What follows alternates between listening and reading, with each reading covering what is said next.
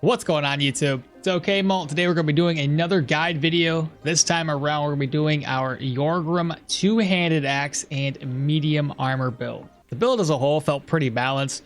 We had weapon damage, block chance through strength, as well as like crit efficiency modifiers. I think also gives you body part damage. Yeah, body part damage, armor damage, agility, giving us dodge, hand efficiency, move resistance, that counter chance, that decrease in fumble. The perception gave us just enough accuracy and armor penetration on top of crits. The vitality, obviously, we're going to get a little bit more maximum HP, some control res off of that. All of these things kind of helped us to make the build work as a whole. Now, keep in mind, I do have a few buffs right now that are kind of inflating my stats. So I can't give you an accurate assessment as to what our base stats are without walking around for about 1,600 turns. So just keep that in mind. So let's first start off with character selection. Now, if you're going to follow this particular build, you'll notice I probably have way more stats than you are going to have unless you pick Yorgrim. Yorgrim, his trait Gore and Glory, allows us to butcher bosses, mini bosses, keep in mind. And those particular mini bosses will drop trophies. Now, the way this works, as far as I've gathered throughout this entire playthrough, it's not based on the boss itself. It's based on the trophy type it drops. So if you think about it like this, you killed a boss, he dropped an ear. Let's say you go back around, the dungeon resets, you go back in, the boss drops the same ear. It's not going to count towards his attainment, right? So if you read right here, it grants 1 stat point and 2 weapon damage for every 3 trophies delivered for the first time, up to 5 times, because it's a unique kind of thing, right? It has to be a unique trophy, not necessarily a unique boss. So keep that in mind so you don't fall in the trap like I did, where you're thinking it's individual boss and not trophy. So if you do pick Yorgrim to play, keep in mind you can obtain up to 5 additional stat points, which is dope, as well as 10% additional weapon damage.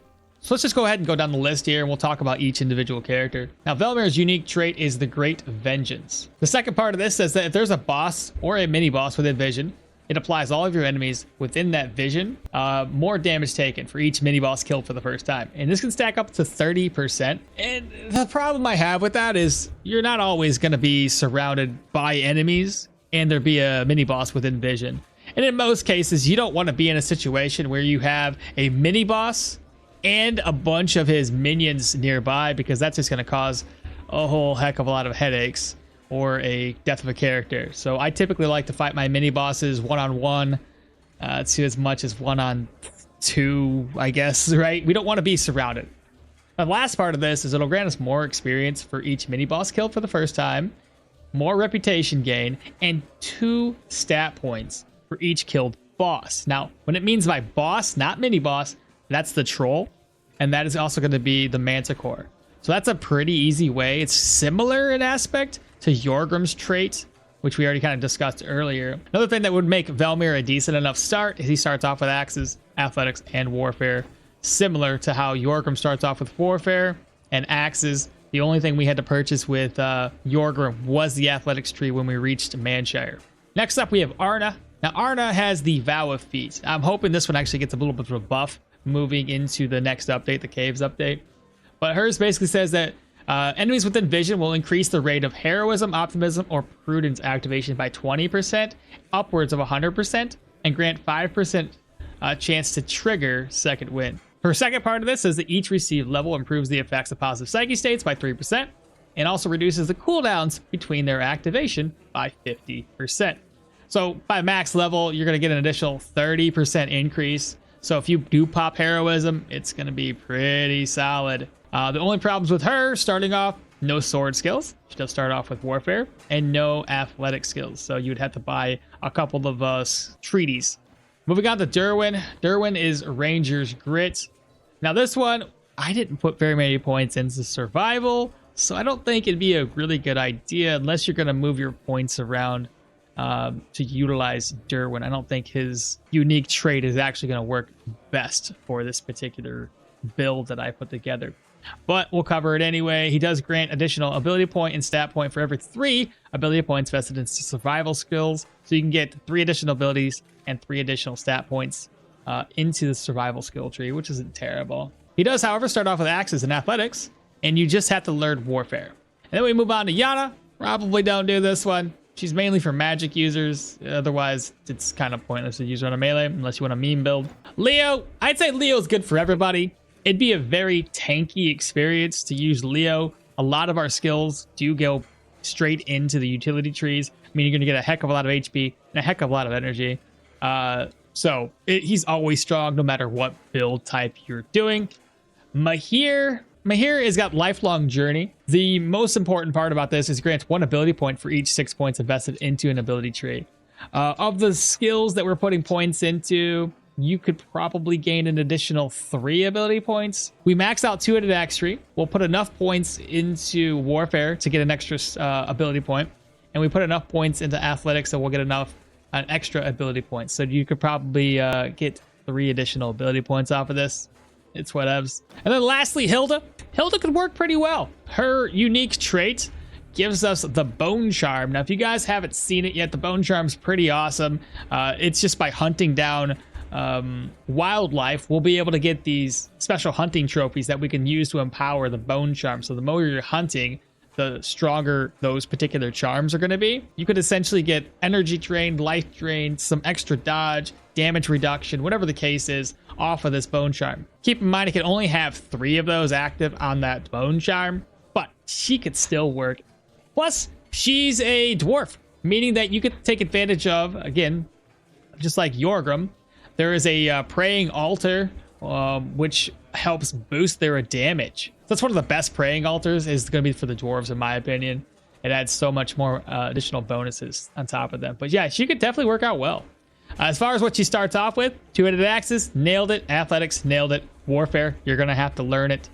So keep in mind, if you ever do pick any one of these characters out, you're going to have to switch up how you're doing your initial ability points right off the bat, which is fine. You could easily make that happen. Now that we've covered character selection, let's talk about stats. To begin with, we did pop into perception right off the bat. The way I look at it, agility will, yes, help you decrease fumble chance, but I find accuracy to be more important. If I can hit the enemy, who cares if I fumble? I'm still doing damage. Versus if you just miss, you don't do any damage at all.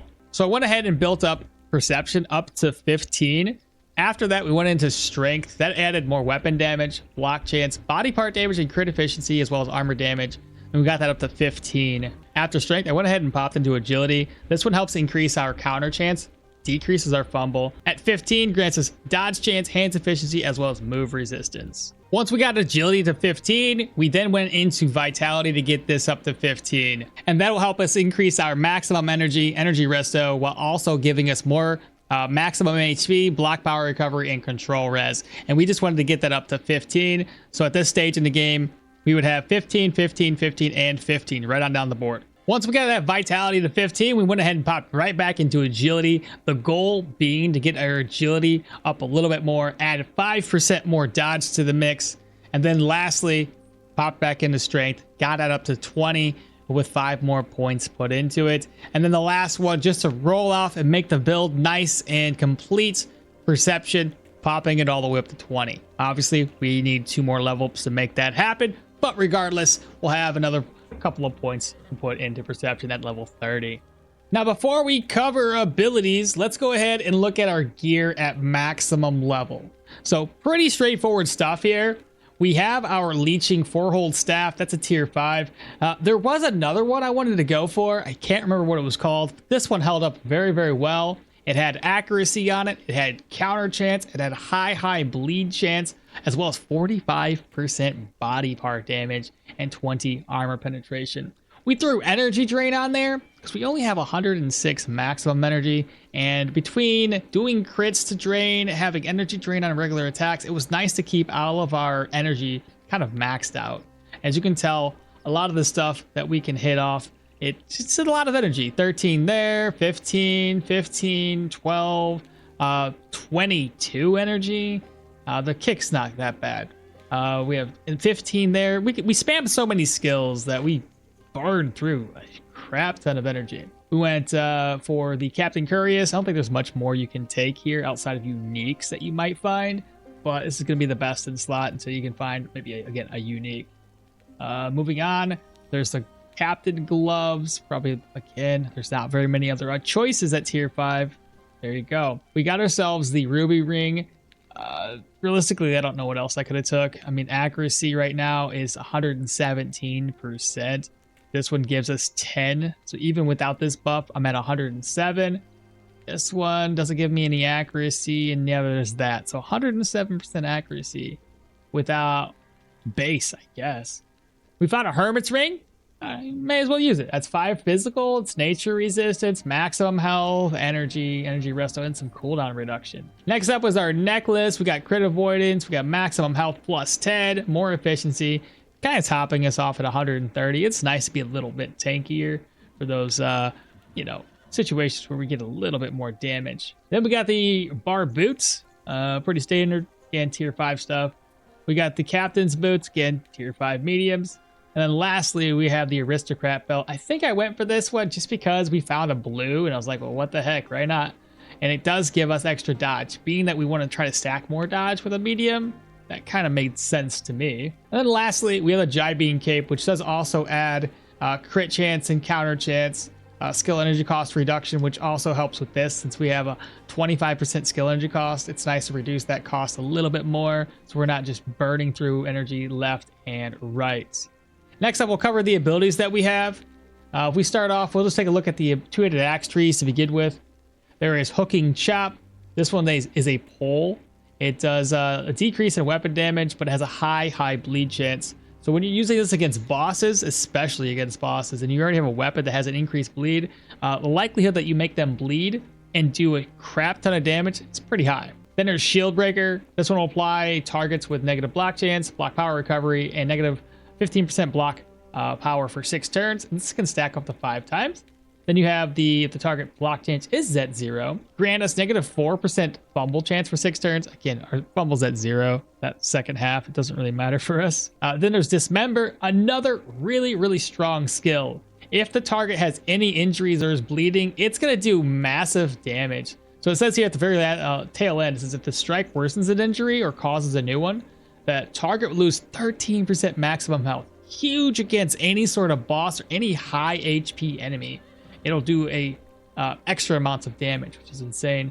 Plus, its base strike gives you 74% body part damage and 20% crit chance to one of the target's body parts with a minor or medium injury. So try to use this. Take full advantage of it when an enemy is already injured and or bleeding.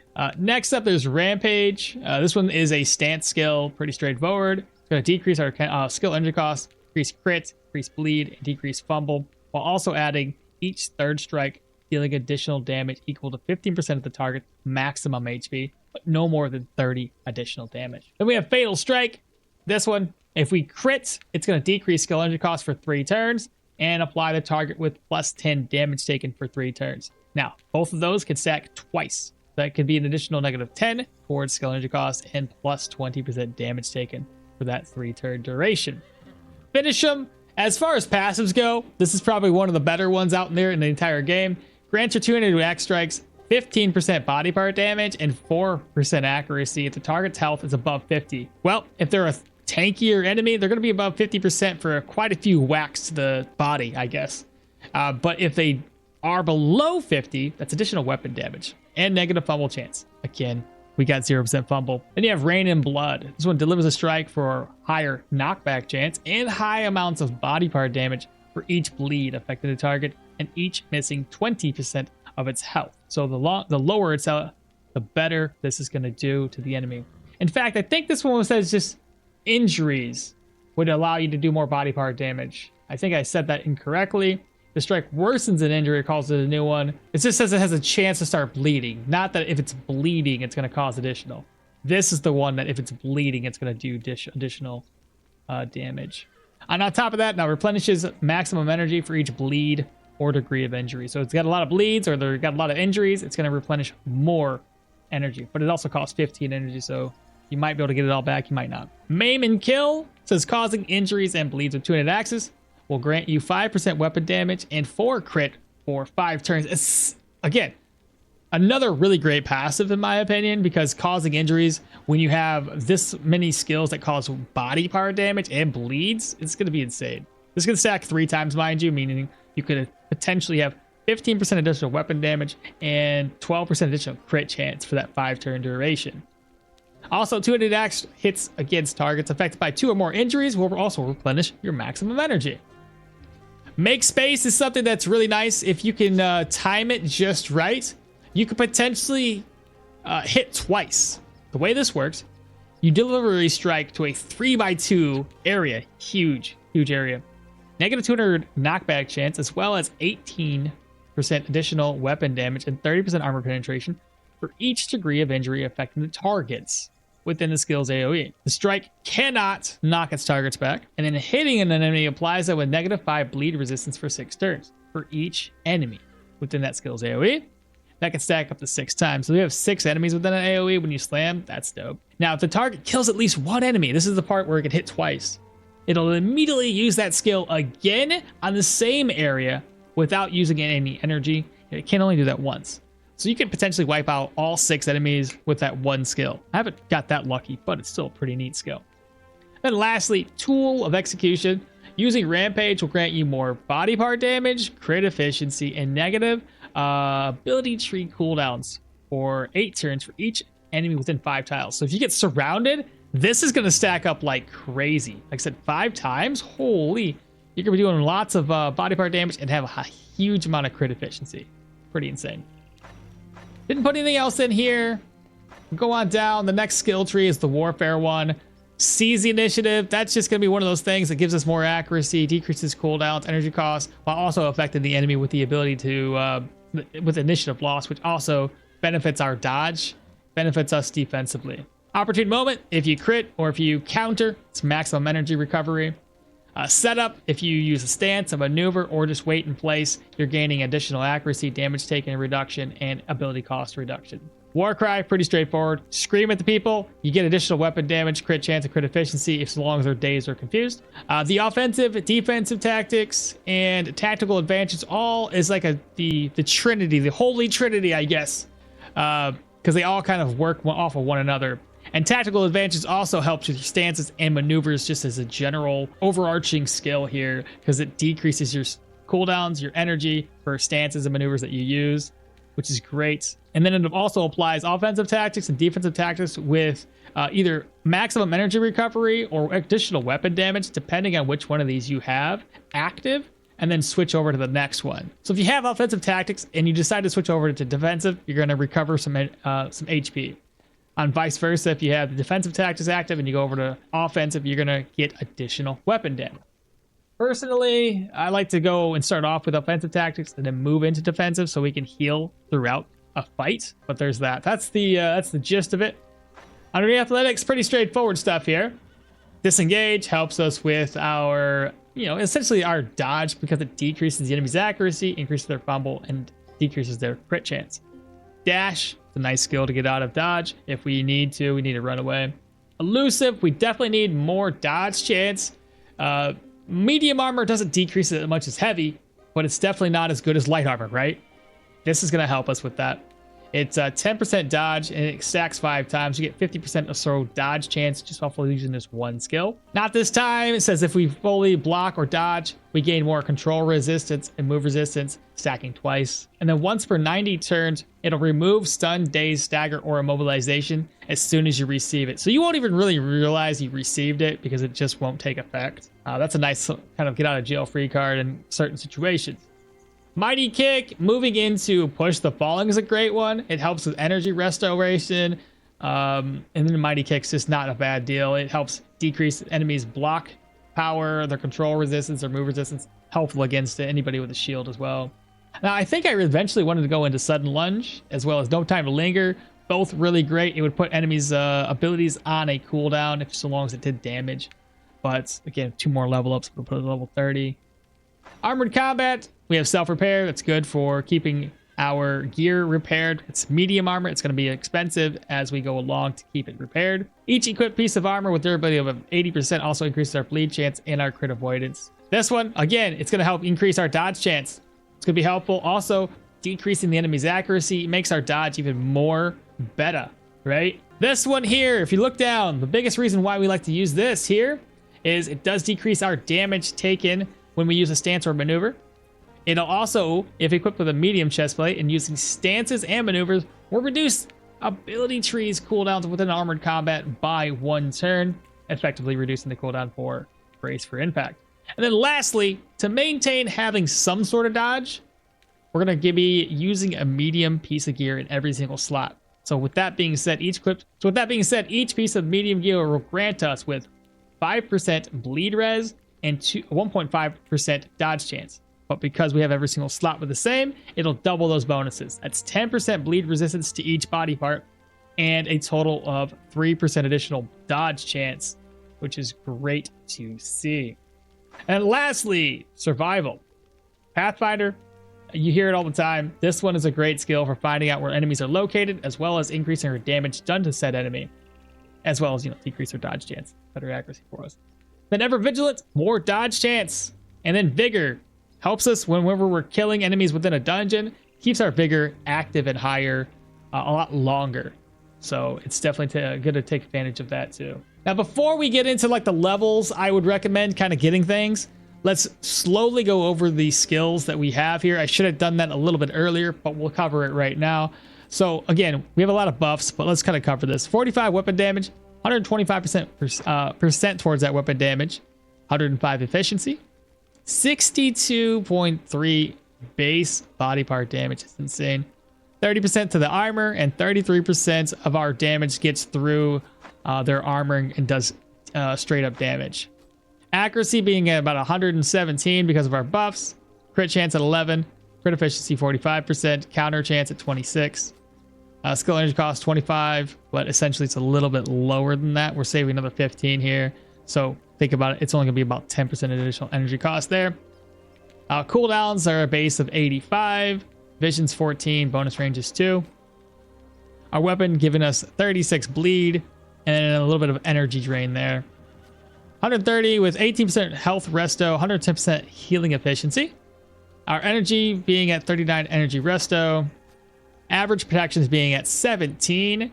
15% block with very, very little block power. And 15% block power recovery. Base dodge at 22. Not terrible when you think about us using medium armor.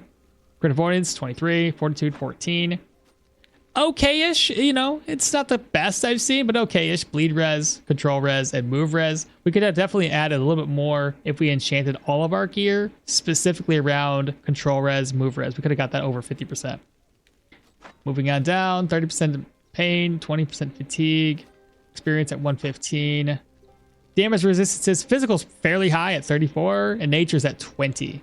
That's decent in my opinion, and we don't really care about magic. All right, this is the last thing we are going to cover today, and that's going to be what levels to get what skills. But I'll just kind of cover briefly what I put together, and you guys can mix and match this as you see fit. Like every single build has room for improvements. You can make it your own, essentially. But we'll cover it. At level 1, I believe we got Seize the Initiative and Warcry. 2 really easy skills, and they're useful for any weapon type that you pick up. So if you don't start off with a two-handed axe, and you can't afford a two-handed axe, but you find like a two-handed mace, or you're going to dual wield some maces just to kind of get you through a couple of the first dungeons, feel free. Seize the Initiative is going to help you. It's going to be useful for any weapon you use. Warcry, we can confuse or daze enemies. It's just going to help us with that regard, as well as adding more weapon damage, right? Level 2, we can grab up Hooking Chop. Now we have a skill outside of Seize the Initiative that's going to be helpful against taking down enemies. At level 3, 3 and 4, it's up to you. If we went with number 3, which is setup, this one, if you just wait in place, it does help you decrease damage taken as well as increase your accuracy. I don't know which one would be a little bit better. This is an easy one to do. You're always going to be waiting for enemies to typically come to you. So having additional accuracy and decrease in damage cost might even be more beneficial than number 4 here. But regardless, number 4, getting Dismember. 5 should unlock Pathfinder by level 5. We are putting points into Perception, keep in mind. That's going to help us see where the enemies are located and have us deal extra damage.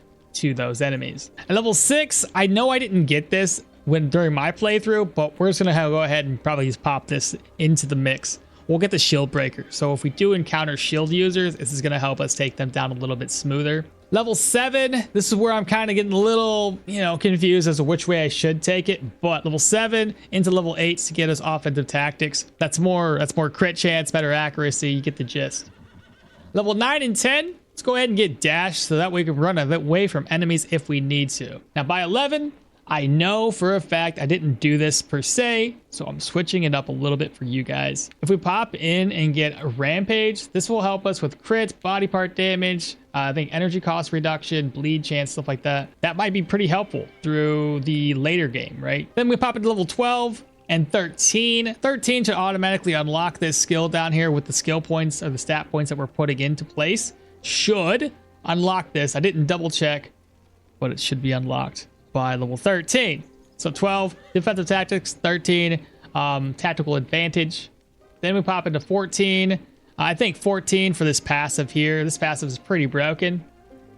That one would really help out with damage. At 15, we're really starting to dive into higher tier dungeons. Brace for impact, a really useful skill to keep us alive a little bit longer with every single encounter we have. 16, this is going to automatically unlock, so we can now grab elusiveness. Again, more dodge chance to help us survive more encounters. 17, again, I'm getting a little mixed up here, but 17, grab this skill up. It's going to give us a little extra dodge, make our vigor last longer. 18, 19, come down to custom adjustments. It should be unlocked by now, and it'll give us more dodge chance for having every single gear point being medium armor. It gives us more dodge, right?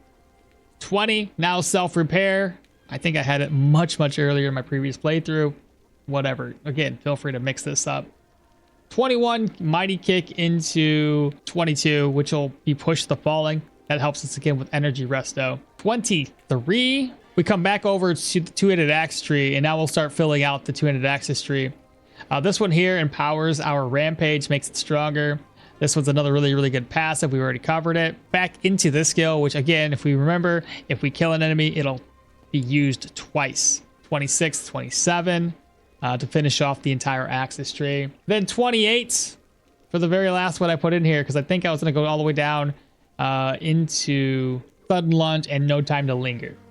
Now, I've said this time and again, don't look at this and think that you have to do everything exactly as I've done. I'm just showing you what worked, what maybe didn't work perfect by any means. We did dive into dungeons much later. We were playing it much safer. There were a few encounters where I thought I was going to die, but we held our own. I mean, I got surrounded in a tier 5 dungeon by quite a few tier 5 shield enemies, two-handed axe enemies, spear enemies, and we survived it. I mean, we had like 6 or 7 enemies on us.